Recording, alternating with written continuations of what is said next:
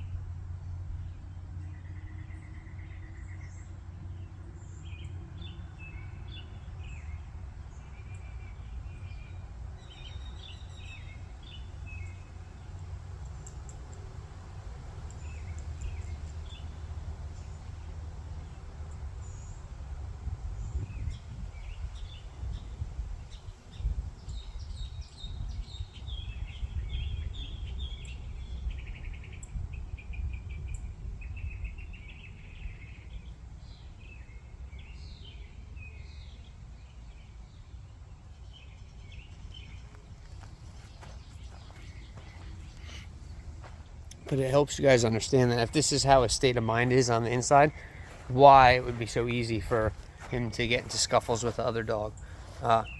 And he's a dog that, when they're playing, overstimulated play between the two of them, it's probably not something I would allow either. There has to be like hard boundaries that we're upholding. That way, he's not potentially being pushed to being into fight or flight, and the other dog potentially not getting into a place where they just, they're both getting into a overstimulated argument that turns into something.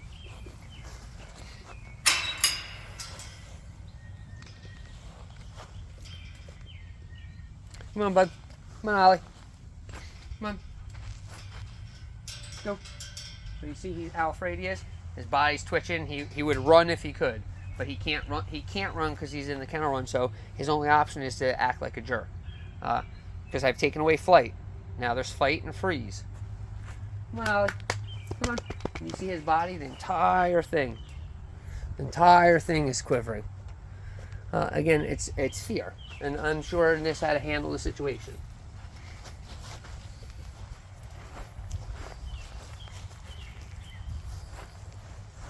And the tail again, uncomfortable tail, uncomfortable body language, which is probably what you're used to seeing with him all the time. But that body language that you see right there, which is probably just him, that's what his insides want to do when he's uncomfortable. Just understand that. He may be the dog you've had the least amount of trouble with, but his insides, that's his thought process all the time when he's insecure. No. Good.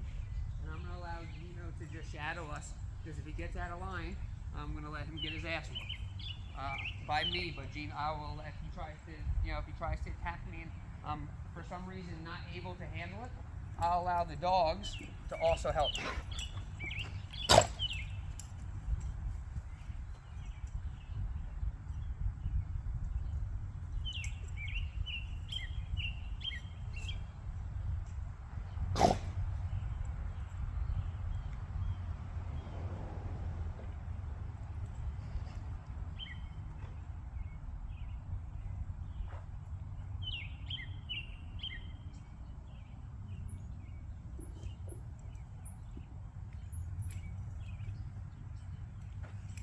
You see, every time the leash gets tight, he's got a problem. He gives me side eye and he doesn't like it. Again, if he's got a problem, he can try and challenge me, but he's going to lose.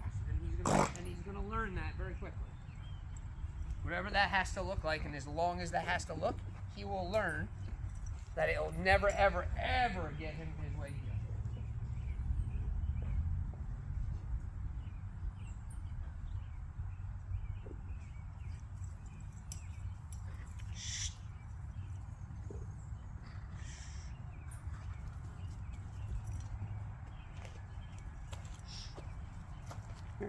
Sit. Sit. No. Sit. Good. Good sit. Let's go. Another reason I kept that pressure longer, even though he went into a sit right away, is because I can feel him thinking about going into a down. I felt the weight of his body thinking about it.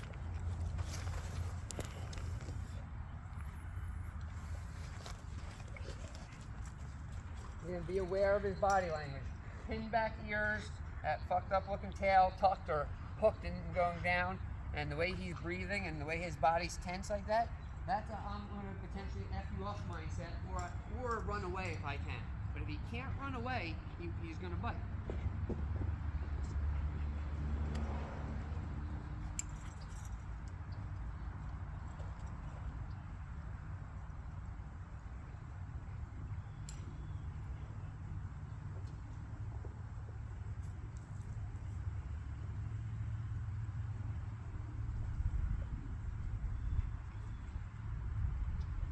See, he doesn't trust them either, so he's doing his thing over there, but how much he's keeping an eye on us, as he should. He's a new dog into our pack, and he feels some energy that's not trustworthy.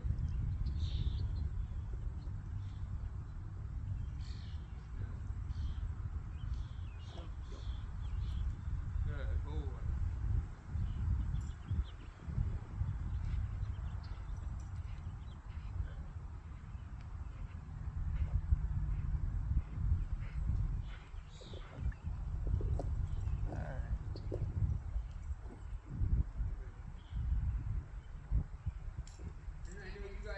See, but from my point of view, he's hyper aware of my hands. Even when I'm by the kennel, if my hands move, he's always aware. If they move, he shows his teeth. Like he's aware of my hands and their movement, and he looks at them all the time while we're walking. And periodically, he looks up at me to see what I'm doing.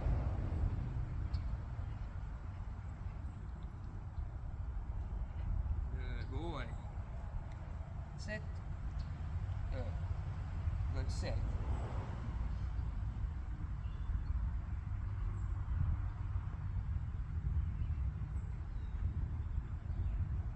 What I would like to do is him to take a crack and a pee, and then I'll just put him in the kennel and he can stay in there until he lets me out. Until he lets me let him out. It'll be just like you saw at the kennel run, over and over and over again until he says, okay, fine, I'm not going to be an asshole, I'll come out with you.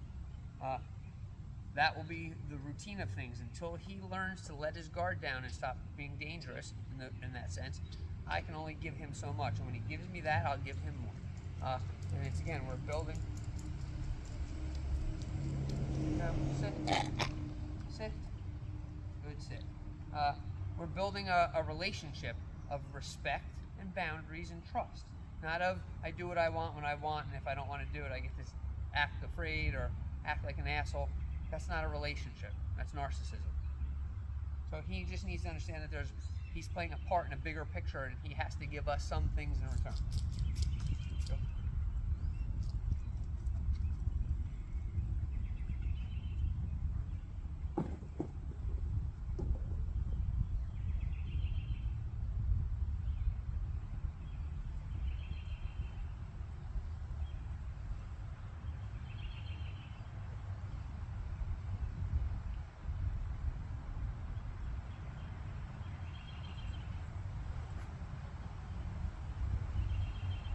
And see, he's not so reactive or overstimulated without you guys around with the dogs. He actually, when he sees the dogs, he's like, oh shit, because he's scared of them. He's not sure how to be around them, and they feel different. They don't feel high-strung and insecure like him, they feel confident. So he's like, oh, I don't know how to handle these dogs.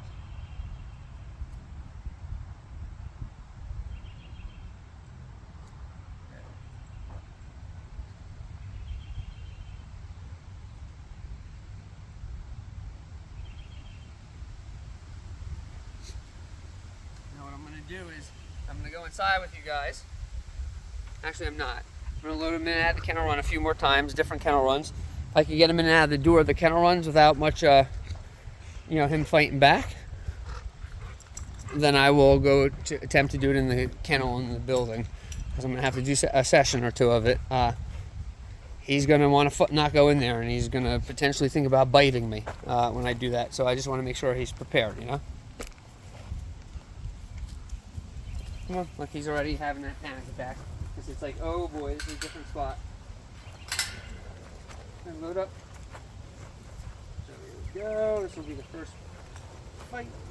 No. Good boy. Very good. Very good.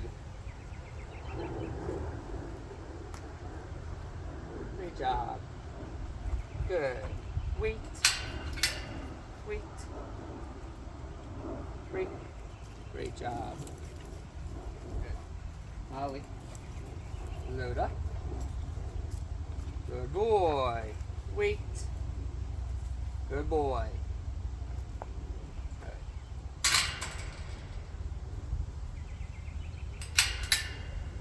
Good.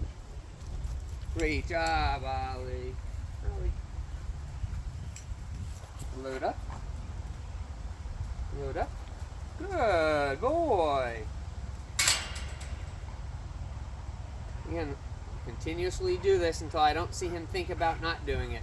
And then I'll take a break and I'll go inside and I'll try it with the kennel. And we'll do the same thing until I have him understanding what the rules of my house are. My rules are different than your rules, but here he'll learn my rules right from jump, and I'll be very clear about following through on them. So he understands exactly where he fits. That way he can, rather than being insecure, he can be confident. He'll go, oh, I get my role here. I can feel confident in my role versus I don't quite know what my role is. Sometimes I'm in charge, sometimes I get followed through on, sometimes I don't listen. That's, for an anxious dog, very anxiety feeling. You know, that's not a routine they can figure out and trust, so it causes anxiety. Wait. Break. Very good. Gino, don't be eating stuff off the ground, bud.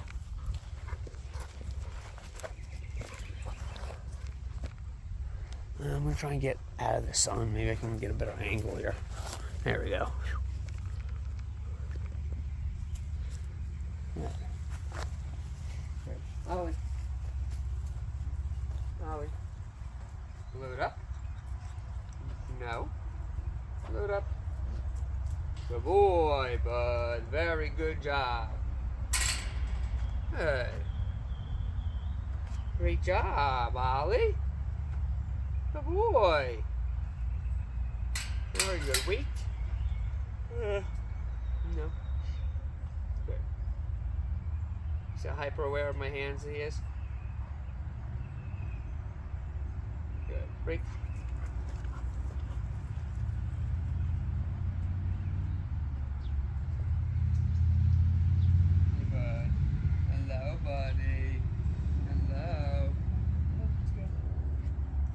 Good job. Come here.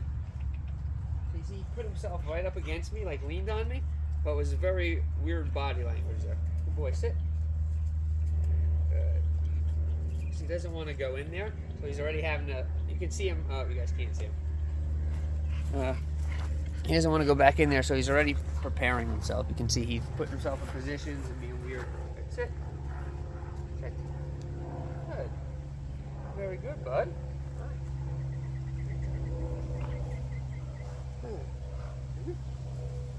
Let's go. You don't have a choice. You have to do what I ask. Sit. Good. Let's go. Load up. Load up. Good. He's willing to protest just about anything you ask him to do, which again just means, you know, he's used to not having to do things if he doesn't want to.